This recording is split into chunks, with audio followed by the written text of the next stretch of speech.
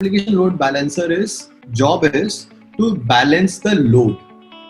Okay, so the load by load I mean the traffic. So when the traffic comes in and they ask demanding a lot of data, that I want these files and I also want these images, I also want these videos, then the load has to be balanced across all the machines which are serving it. In a typical architecture, you just have one machine that serves all the clients. But as you can imagine, clients from US might have different demands. Clients from India might have different demands. Or clients at night might be asking for images more frequently versus clients in the day are asking for static websites or static HTML pages. So you might need you might have different loads, right?